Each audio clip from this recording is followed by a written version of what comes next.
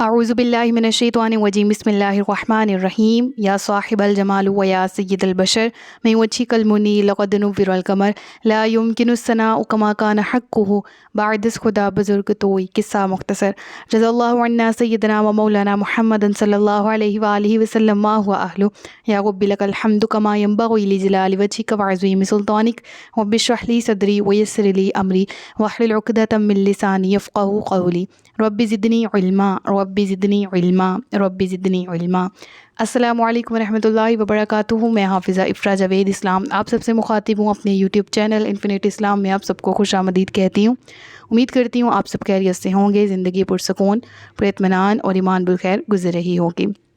پارہ نمبر 15 سورۃ الکہف۔ موسیٰ علیہ السلام کا جو واقعہ یہاں پر مذکور ہے، اس کو سمجھنے سے پہلے چند ضروری امور ہیں جن کی وضاحت ضروری ہے تاکہ آیات کے جو معنی اور مطلب ہیں وہ سمجھنے میں آسانی ہو۔ تو پہلی بات یہ کہ مراد اس واقعے میں موسیٰ کا ذکر ہے، موسیٰ کا نام موجود ہے، تو اس موسیٰ سے مراد کون ہے؟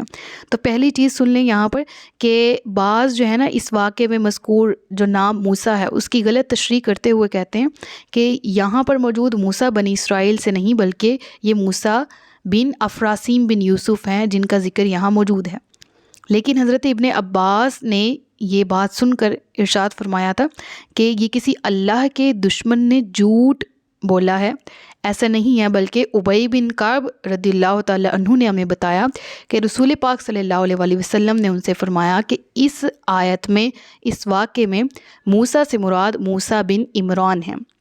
ٹھیک ہے، اس کے علاوہ دوسری بات یہ کہ اس واقعے کا کوز کیا بنا، یہ چیز لازم و ملزوم ہے کہ ہم اس کو سمجھ سکیں۔ تو اس واقعے کا کوز کچھ اس طرح سے تھا جس کو ہم نے گزشتہ لیکچر میں کور کیا موسیٰ اور خضر کی ملاقات کی سیریز میں، کہ آپ کو حکم ہوا اللہ کی جانب سے کہ آپ حضرت خضر سے ملاقات کریں، اور اس کا جو ڈیپتھ میں کوز ہے ہم نے پڑھ لیا، اس کو آپ اس لیکچر میں ضرور سن لیجئے گا، اس کا لنک ڈسکرپشن میں موجود ہے۔ اس کے علاوہ اس واقعے کے کوز کے بارے میں اگر ہم پڑھیں تو وہ بھی ہمیں علم ہوتا ہے۔ ہم نے گزشتہ لیکچر میں ریفرنس کے ساتھ، حدیث کے ریفرنس کے ساتھ بات کی کہ اللہ تبارک و تعالیٰ نے حضرت موسیٰ کو حکم دیا تھا کہ آپ سے زیادہ علم میں موجود ہستی حضرت خضر علیہ السلام ہیں، لہٰذا آپ جا کے ان سے ملاقات کیجیے۔ اور یہاں پر یہ فیکٹ ذہن میں رکھیے گا، تلک الرسل فضلنا بعضهم علی بعض، کہ یہ کچھ نبی ہیں جن میں سے ہم نے بعض کو بعض پر فضیلت دی، لہٰذا ایک کی شان میں کمی کیے بغیر دوسرے کی شان کا اظہار کرنا یہ بھی ہمیں اسلام ہی سکھاتا ہے۔ اور اللہ نے نبوت سب میں برابر تقسیم کی، اللہ نے نبی ہونے میں ان کے درمیان کوئی فرق نہیں کیا، ہاں بعض کمالات میں کسی کو کسی نبی پر برتری ضرور عطا کی۔ تو اس وسوسے کو دل میں نہیں آنے دینا کہ آیا حضرت موسیٰ افضل تھے یا حضرت خضر، نبوت کے اعتبار سے دیکھا جائے تو دونوں ہی افضل ہستیاں تھیں۔ پھر ایک اور چیز جو جاننا لازمی ہے وہ یہ ہے کہ یہاں پر فتح کا لفظ استعمال ہوا ہے اس پورے رکوع میں، کہ موسیٰ نے اس نوجوان سے، اپنے خادم سے فرمایا، تو یہاں خادم سے مراد حضرت یوشع بن نون ہے۔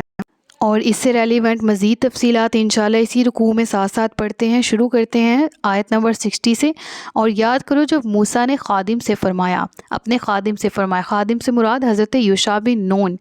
اور آپ نے کیا فرمایا؟ میں مسلسل سفر میں رہوں گا جب تک دو سمندروں کے ملنے کی جگہ تک نہ پہنچ جاؤں یا مدتوں چلتا رہوں۔ تو اللہ نے جب آپ کو حضرت خضر سے ملنے کا حکم دیا اور نشانی بتائی کہ تمہارے پاس جو موجود مچھلی ہوگی وہ زمین میں اپنا رستہ بنائے گی، پانی میں اپنی سرنگ لگائے گی، اور جہاں پر وہ سرنگ بنائے سمجھ لینا حضرت موسیٰ علیہ السلام کو یہیں پر سٹے کرنے کا حکم ملا ہے، اور حضرت خضر کا مسکن یہیں موجود ہے۔ لہٰذا آپ نے اپنے ساتھ اپنے دوست کو، اپنے خادم کو، حضرت یوشع بن نون کو تیار کیا۔ اور یہاں سے ہمیں علم یہ ہوتا ہے کہ جب سفر کیا جائے تو اپنے ساتھ ایک بہترین ساتھی کا ہونا یہ سنت انبیاء ہے اور یہ فائدہ مند بھی ثابت ہوتی ہے۔ لہٰذا اگر کہیں دور کا سفر کرنا پڑے تو تنہا سفر کرنے کے بجائے پریورٹی یہی ہو کہ ہم اپنے ساتھ کسی ساتھی کو رکھیں۔ اس کے بعد ذکر ہوتا ہے فلما بلغا مجمع بینہما نسیا حوتہما فاتخذ سبیلہ فی البحر سربا، پھر جب وہ دونوں دو سمندروں کے ملنے کی جگہ پہنچے تو اپنی مچھلی بھول گئے اور اس مچھلی نے سمندر میں سرنگ کی طرح اپنا رستہ بنا لیا۔ مراد یہاں پر کیا ہے کہ حضرت موسیٰ علیہ السلام جب سفر کرتے ہوئے ایک جگہ پر آپ نے سٹے کیا اور آپ نے آرام کی غرض سے تھوڑا سا آپ نے سو گئے اور ریسٹ کیا، آرام کیا، اور حضرت یوشع بن نون وہاں وضو کرنے کے لیے اٹھے، اور آپ نے دیکھا کہ وہ بنی ہوئی مچھلی جو آپ کے پاس موجود ہے ٹوکری میں، وہ ایک دم سے اس میں حرکت آتی ہے، وہ اللہ کے حکم سے زندہ ہوتی ہے اور وہ زمین میں اپنا رستہ بنا لیتی ہے۔ اب وہ زمین میں ایک دم رستہ بناتی بناتی جب پانی میں داخل ہوتی ہے تو وہ ایک سرنگ بناتی ہے، پانی کا ایک جگہ سے بہاؤ جو ہے وہ رک جاتا ہے اور ایک طرح سے محراب سا بن جاتا ہے، اور حضرت یوشع اس سارے منظر کو دیکھ کر بہت حیران ہوتے ہیں، اور آپ کے لیے بالکل نیا ہوتا ہے کہ ایک دم بنی ہوئی مچھلی جو ہے وہ کیسے نکل کر دریا میں چلے گی۔ لیکن بہرحال آپ دیکھ کر حیران ضرور ہوتے ہیں، لیکن اس کے بعد جب حضرت خضر علیہ حضرت موسیٰ علیہ السلام جب نیند سے بیدار ہوتے ہیں تو آپ حضرت خضر علیہ السلام کی چاہت میں، ان کی تلاش میں تو نکلنے کے لیے دوبارہ سے قصد کرتے ہیں، تو حضرت یوشع کو آپ کو یہ بتانا بھول جاتا ہے کہ وہ مچھلی آپ اس طرح سے پانی میں سرنگ بناتی ہوئے دیکھ چکے ہیں۔ ٹھیک ہے، اب یہاں پر اگلی آیت میں ذکر ہے، پھر جب وہ دونوں وہاں سے گزر گئے، یعنی حضرت موسیٰ علیہ السلام دوبارہ سے اٹھے، رکھتے سفر باندھا، ضروری عبادات کیں، اور وہاں سے سفر کی نیت سے حضرت خضر سے ملنے کی نیت سے چل پڑے، اور حضرت یوشع بھی آپ کے ساتھ تھے۔ جب وہ وہاں سے گزر گئے تو موسیٰ نے اپنے خادم سے فرمایا، اب یہاں دیکھیں خادم بار بار ذکر آ رہا ہے، یعنی فتح سے مراد حضرت یوشع بن نون ہے، اور فتح نوجوان کو کہتے ہیں۔ خادم کو ادب و احترام کے لیے خادم کے بجائے فتح یعنی نوجوان کے الفاظ سے یہاں پر یاد فرمایا گیا، یعنی ہمیں یہاں پر سکھایا گیا کہ فرق مراتب کے باوجود ہمیں کوئی ایسا لفظ استعمال نہیں کرنا چاہیے جس سے ہم اپنے سے کسی کم درجہ کی تذلیل کریں یا دل آزاری کا کوئی بھی پہلو نکلتا ہو۔ یعنی قرآن کریم میں بھی حضرت موسیٰ کے خادم کو فتح یعنی نوجوان کا نام دیا گیا، تو اس سے معلوم یہ ہوتا ہے کہ ہمارے گھروں میں ہماری ہیلپ کے لیے اگر کوئی ملازمین موجود ہیں کہ ہمیں استطاعت ہے کہ ہم ان کی ہیلپ لے کر ان کو اس کے بدلے میں اجرت دے سکیں، تو دیٹ نوٹ مینس کہ ہم ان کو ان کی دل آزاری کریں یا ان کے کچھ اس طرح کے نام رکھ دیں جن کو پکارنے سے ان کو اذیت ہو یا ہم ان کی تذلیل کریں۔ اللہ نے قرآن میں بھی خادم کو عزت دی ہے، تو پھر ہم کون ہوتے ہیں کسی خادم کو اس کی تذلیل کرنے والے؟ ٹھیک ہے، تو یہ چیز ہم نے سیکھی۔ ہم آیت کو پڑھتے ہیں کہ پھر جب وہ وہاں سے گزر گئے تو موسیٰ نے اپنے خادم سے فرمایا، ہمارا صبح کا کھانا لاؤ، بے شک ہمیں اپنے سفر سے بڑی مشقت کا سامنا ہوا ہے۔ تو خادم نے عرض کی، سنیے، جب ہم نے اس چٹان کے پاس آرام کے لیے ٹھکانہ بنایا تھا تو بے شک میں مچھلی کے متعلق بتانا بھول گیا تھا اور مجھے شیطان ہی نے اس کا ذکر کرنا بھلا دیا۔ اب یہاں پر کیا ذکر ہے کہ حضرت خضر علیہ السلام کی تلاش میں جب حضرت موسیٰ نکلے اور وہاں پر مچھلی نے سرنگ بنا لی، لیکن حضرت موسیٰ علیہ السلام کا اس کا علم نہیں ہوا، اور وہ خادم جو آپ کے ساتھ موجود تھے وہ آپ کو بتانا بھول گئے۔ اب وہ اس چیز کا ایکسکیوز حضرت موسیٰ کے سامنے پیش کر رہے ہیں۔ حضرت موسیٰ نے جب کھانا مانگا تو آپ کو کھانے سے یاد آیا کہ وہ مچھلی جو ہم نے بھونی تھی اس نے تو راستہ بنا لیا، اور آپ نے اس چیز کا اظہار حضرت موسیٰ کے سامنے کیا، اور ساتھ ہی ساتھ ایکسکیوز کرتے ہوئے یہ بھی کہا کہ میں نے دانستاً ایسا نہیں کیا کہ میں آپ کو نہ بتاتا، بلکہ شیطان نے میرے ذہن سے نکال دیا۔ تو یہ معلوم ہوتا ہے کہ سم ٹائمز انسان جو ہے وہ بھلائی کرنا چاہتا ہوتا ہے، اور بہت کامن سی چیز جو اب حضرت یوشع کے ذہن میں تھا کہ آپ نے بتانا ہے، لیکن ایٹ دی اسپوٹ ان کے ذہن سے نکل گیا، تو یہ کسی بھی انسان سے ممکن ہے، لیکن اتنی سی بات پہ اس کو جھاڑ دینا یا اس کو ڈانٹ دینا یا اس کی تذلیل کرنا کہ اتنا بڑا نقصان کر دیا یہ وہ۔ اب دیکھیں نا، حضرت موسیٰ علیہ السلام اس وجہ سے کتنا اور چل پڑے، یعنی اگر آپ کو تب پتہ لگ جاتا کہ مچھلی نے یہاں سرنگ بنا لی تو آپ سٹے کرتے، حضرت خضر سے ملاقات کرتے، لیکن اب یہاں پر ذکر ہے اگلی صبح، ٹھیک ہے، یعنی آپ مزید چلتے گئے اور اگلا دن آ گیا، ٹھیک ہے، اور آپ مشقت میں شدید تھکاوٹ کا شکار تھے اور آپ نے کھانا طلب کیا، اور ایسی حالت جب آپ کو بھوک لگی ہے اور آپ کھانا مانگ رہے ہیں اور آپ کو بتایا جائے کہ آپ تو ایکسٹرا اتنا سارا چل کے آ چکے ہیں، جس مقصد کے لیے آپ آئے تھے وہ تو پیچھے رہ گئے، تو کس قدر یہ غم کا، کس قدر ایک بینگ انسان، میں اپنی بات کروں تو کس قدر غصے کا عالم ہوگا نا کہ یہ کیا ہو گیا۔ لیکن حضرت موسیٰ علیہ السلام کا اپنے خادم کے ساتھ رویہ کیا تھا، اور یہ واقعہ ہمیں کیا سکھاتا ہے کہ استاد استاد ہونے کے ناطے ہمیں اپنے شاگرد کے ساتھ کیسا رویہ رکھنا چاہیے، مالک ہونے کے ناطے ہمیں اپنے خادم سے کیسا رویہ رکھنا چاہیے، اگر ہمیں مقام و مرتبہ ذرا بلند ملا ہے، اگر ہمیں رینک ذرا ہائی ملا ہے، اگر ہم پرنسپل ہیں تو ہمارا ٹیچرز سے کیا رویہ ہے، اگر ہم بڑے اسکیل کے ٹیچر ہیں تو چھوٹے اسکیل کے ٹیچر سے ہمارا کیا رویہ ہے، اگر ہم گورنمنٹ امپلائی ہیں تو پرائیویٹ کے ساتھ ہمارا کیا رویہ ہونا چاہیے، ایسیکٹرا ایسیکٹرا۔ یہ چیز ہمیں سکھاتی ہے ڈیلنگ۔ موسیٰ علیہ الصلوۃ والسلام سے انہوں نے کہا کہ مجھے شیطان نے اس کا ذکر کرنا بھلا دیا تھا، اور ہوا یہ کہ مچھلی نے سمندر میں اپنا راستہ بڑا عجیب بنا لیا۔ عجیب بنانے سے کیا مراد ہے؟ یعنی ان کے لیے تو یہ عجیب ہی تھا کہ ایک بنی ہوئی مچھلی، اچھا ایک مچھلی کا شکار آپ نے کیا ہوتا، ٹھیک ہے، اور مچھلی کو اس طرح ٹوکری میں رکھ دیا جاتا تو مچھلی بے ہوش ہوتی ہے، پانی سے نکل کے مرتی نہیں ہے، اور وہ ایک دم وہ حرکت میں آتی اور پانی میں جاتی اور وہ سرنگ راستہ بنا لیتی دوبارہ سے۔ تو یہ ہمارے لیے کامن چیز ہے، ہوتا ہے پانی سے نکال لو، وہ تڑپے گی اور پھر بے ہوش ہو جائے گی، اور پھر اسے پانی کے قریب کرو تو وہ اچھل کے پانی میں چلی جائے گی اور دوبارہ سے وہ ہیپیلی لائف اپنی شروع کر لے گی۔ یہ چیز اتنی جو ہے وہ کامن ہے ہمارے نزدیک، لیکن یہ کہ ایک چیز فرائی کر کے بھون کے سامنے رکھی اور اس میں حرکت آ جائے، یہ تو عجیب ہے۔ لہٰذا آپ نے اس لیے کہا کہ مچھلی نے راستہ بنا لیا بڑا عجیب، ٹھیک ہے، سمجھ آ رہی؟ اس کے بعد پڑھ لیتے ہیں۔ موسیٰ نے فرمایا یہی تو ہم چاہتے تھے، پھر وہ دونوں اپنے قدموں کے نشانات دیکھتے واپس لوٹ گئے۔ یعنی حضرت موسیٰ نے وہیں سے اپنا رستہ واپسی کا لیا اور حضرت یوشع کو ساتھ لیتے ہوئے وہیں سے واپس ہو گئے۔ حضرت یوشع کو ڈانٹا نہیں، حضرت یوشع کو جھڑکا نہیں۔ اب یہاں پر ایک چیز قابل غور ہے، اور وہ یہ ہے کہ حضرت موسیٰ علیہ الصلوۃ والسلام کا ایک واقعہ قرآن میں مذکور ہے کہ جب آپ واپس آتے ہیں کوہ طور سے اور دیکھتے ہیں کہ قوم بچڑے کی عبادت کر رہی ہے، بچڑے کی پرستش کر رہی ہے، تو آپ غصے میں آپ کے ہاتھ سے جو ہے وہ تورات جو ہے وہ زمین پر آ جاتی ہے، اور آپ حضرت ہارون کی داڑھی مبارک کو پکڑ لیتے ہیں، غصے میں کھینچتے ہیں اور ان سے کہتے ہیں کہ تم نے کیا کیا کہ تمہاری سرپرستی میں قوم کو دے کے گیا تھا اور یہ قوم نے یہ اعمال شروع کر لیے۔ تو وہاں اور اس آیت میں ہمیں کیا ریلیٹ ملتا ہے؟ یہاں پر آپ نے حضرت یوشع کو کچھ نہیں کہا، وہاں پر آپ حضرت ہارون کو کہہ رہے ہیں، اور حضرت ہارون آپ کے بھائی بھی ہیں، حضرت یوشع آپ کے خادم بھی ہیں، آپ خادم کو نہیں ڈانٹ رہے، آپ نے اپنے بھائی کو ڈانٹا۔ تو اس سے ہمیں یہ بات واضح ہوتی ہے کہ آپ کا غصہ اپنی ذات کے لیے نہیں تھا۔ جب آپ نے حضرت ہارون کو ڈانٹا تب آپ کا غصہ اللہ کے لیے تھا، اور جو اللہ کے لیے غصہ ہو وہ جائز ہے، اور وہ انسان کے ایمان کی شان ہے کہ وہ اللہ رب العالمین کی ذات کے لیے کسی چیز پر کمپرومائز نہ کرے۔ حضرت موسیٰ نے ایسا ہی کیا تھا، لہٰذا یہاں معاملہ اپنی ذات کا تھا، آپ کو خود کو زحمت ہوئی تھی، آپ زیادہ چل کے آئے تھے، لہٰذا یہاں سامنے خادم بھی تھا لیکن آپ نے اس خادم کو نہیں ڈانٹا۔ وہاں بھائی تھا، ہم کہتے ہیں نا کہ بھائی بھائی کو نہیں ڈانٹے گا، خادموں پہ تو ہر ایک کی چل جاتی ہے۔ تو اگر حضرت موسیٰ کو علیہ باللہ ان کا اپنی ذات کا مسئلہ ہوتا تو آپ ضرور خادم کو ڈانٹتے۔ یہاں یہ کیس آتا کہ آپ نے خادم کو ڈانٹا اور آپ واپس چل پڑے،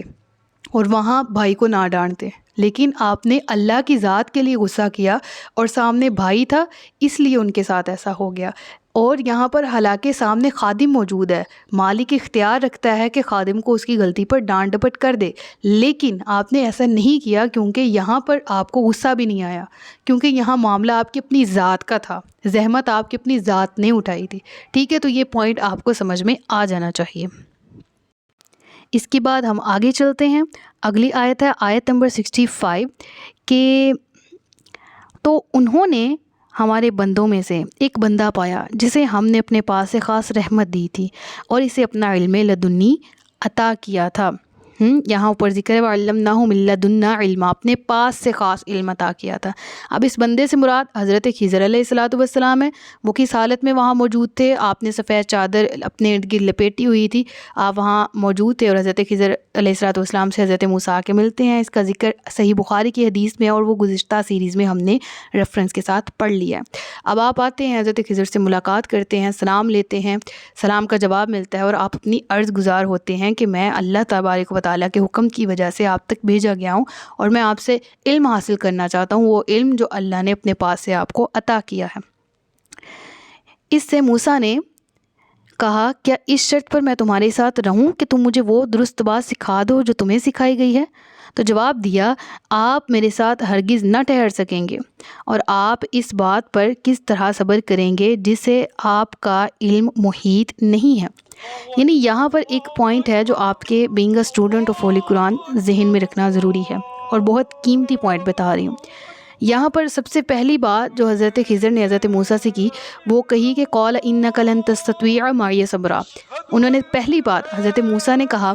کہ میں آپ کے ساتھ چلنا چاہتا ہوں، اور حضرت خضر آگے سے جواب دے رہے ہیں کہ آپ صبر نہیں کر سکیں گے۔ تو مراد کیا ہے یہاں پر جو ہے غلط تفاسیر، غلط وسوسے ذہن میں آتے ہیں، وہ یہ کہ حضرت موسیٰ میں صبر نہیں تھا تو حضرت خضر نے سب سے پہلی بات ہی صبر کی نہیں۔ دیکھیں آپ نبی ہیں اللہ کے، آپ رسول بھی ہیں، صاحب کتاب بھی ہیں حضرت موسیٰ، آپ صاحب شریعت بھی ہیں، اور حضرت موسیٰ علیہ الصلوۃ والسلام کے پاس جو شریعت ہے موجود ہے جس پہ آپ ذمہ دار ہیں کہ قوم کو اس پر امپلیمنٹیشن دکھائیں۔ اب اس شریعت کے خلاف کوئی عمل کرتا ہے تو آپ کے ڈیفینیٹلی آپ سے صبر نہیں ہوگا، اس پہ آپ برداشت نہیں کر پائیں گے۔ جیسے کہ کسی ناحق قتل کا کرنا، کسی بے گناہ کو جان سے مار دینا، اپنے علم کے مطابق ہمیں لگے کہ ایک شخص ہے، ایک بچہ ہے، وہ بے گناہ ہے، اس کو مار دیا گیا۔ اب ہر شریعت میں اس کو، ہر دور میں، ہر شریعت میں نبی پاک صلی اللہ علیہ وآلہ وسلم سے پہلے بھی اور اس شریعت میں بھی یہ چیز ناجائز و حرام ہے، ٹھیک ہے۔ اور حضرت خضر کو علم تھا کہ میں نے تو ابھی جو امور ابھی آگے چل کے کرنے ہیں وہ تو ظاہری طور پر شریعت کے لحاظ سے اینٹی شریعہ ہیں، لیکن اللہ نے ان کو کیا کہا، حضرت خضر علیہ الصلوۃ والسلام کو ان امور کے بارے میں الہام کیا تھا، اور ولی کا الہام جو ہے وہ پاسبلٹی ہے، پروبیبلٹی ہے کہ اس میں غلطی کا الہام موجود ہو، کیونکہ اس میں ظن ہوتا ہے، گمان ہوتا ہے، لیکن نبی گمان نہیں کرتا، نبی کو جو چیز الہام کی جاتی ہے وہ ڈائریکٹ اللہ کا حکم ہوتی ہے، اور یہی چیز اس چیز کی صداقت کی گواہی ہے کہ حضرت خضر بھی اللہ کے نبی تھے۔ حضرت خضر جانتے تھے کہ میں نے جو ابھی امور کرنے ہیں وہ حضرت موسیٰ علیہ الصلوۃ والسلام ظاہری طور پر سمجھیں گے کہ خلاف شریعت ہیں، اور وہ شریعت کے اینٹی مجھے کرنے پر صبر نہیں کریں گے کہ میں نے یہ شریعت کے اینٹی کام کیوں کیا۔ سمجھ آئی ہے نا؟ اس پر بینگ اے نبی ان کا بھی رائٹ ہے حضرت موسیٰ کا کہ وہ ایسا کریں گے۔ اس لحاظ سے آپ نے کہا کہ قال انک لن تستطیع معی صبرا، پھر وجہ بھی بتائی، وکیف تصبر علی ما لم تحط بہ خبرا، کہ وہ امور جن کی آپ کو ابھی خبر نہیں ہے، یعنی جو میں کروں گا وہ میں ٹھیک کروں گا، لیکن آپ کے نزدیک وہ ٹھیک نہیں ہوگا کیونکہ آپ کے سامنے شریعت ہے، آپ کے سامنے طریقت ہے، اور میرے سامنے علم لدنی ہے، میرے سامنے وہ مکاشفات کا علم ہے جو اللہ نے مجھے عطا کیا، اور اس سے کچھ سکھانا، کچھ سمجھانا آپ کو مقصود ہوگا۔ اور یہی دراصل وہ پروسیس تھا جس کی وجہ سے حضرت موسیٰ کو حضرت خضر سے ملاقات کا حکم دیا گیا، ٹھیک ہے۔ تو کس قدر یہ حکمتوں بھری ملاقات ہے اور کس قدر یہ حکمتوں بھرا واقعہ ہے، میرے دل کے بہت زیادہ قریب ہے، اور ہر وقت، ہر دفعہ جب میں اس کو دہراتی ہوں، پڑھاتی ہوں، سکھاتی ہوں اور سیکھتی ہوں، مجھے اس سے کچھ نہ کچھ نئے لیسن سیکھنے کو ضرور ملتے ہیں، ٹھیک ہے۔ اس کے بعد آگے سے حضرت موسیٰ علیہ الصلوۃ والسلام نے کیا رپلائی کیا؟ موسیٰ فرماتے ہیں اگر اللہ چاہے گا تو عنقریب آپ مجھے صبر کرنے والا پاؤ گے، اور میں آپ کے کسی حکم کی خلاف ورزی نہ کروں گا۔ کہا تو اگر آپ کو میرے ساتھ رہنا ہے تو مجھ سے کسی شے کے بارے میں سوال نہ کرنا جب تک میں خود آپ کے سامنے اس کا ذکر نہ کر دوں۔ اب یہاں پر دیکھیں ذکر ہے، حضرت موسیٰ نے نہیں کہا کہ آپ مجھے صابر پائیں گے، کہا انشاءاللہ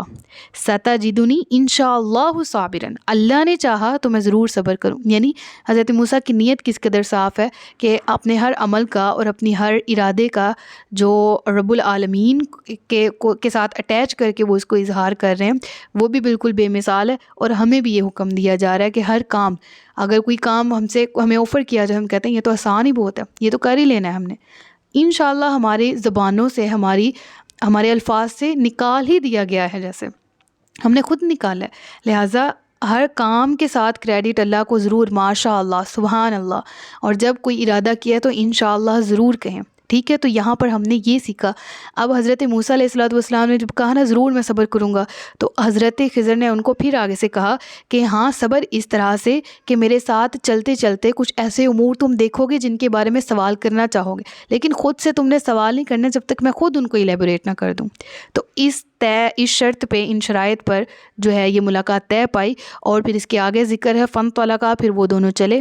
پھر آگے کیا ہوا انشاءاللہ اس کو نیکسٹ لیکچر میں کور کریں گے۔ تب تک کے لیے اپنا بہت سا خیال رکھیے گا۔ صدق اللہ العلی العظیم و صدق رسولہ النبی الکریم۔ سچ فرمایا اللہ نے جو عظمت والا ہے۔ اپنا بہت سا خیال رکھیے گا، مجھے دعاؤں میں یاد رکھیے گا۔ تاجدار ختم نبوت زندہ باد، پاکستان ہمیشہ زندہ باد۔ السلام علیکم ورحمۃ اللہ وبرکاتہ۔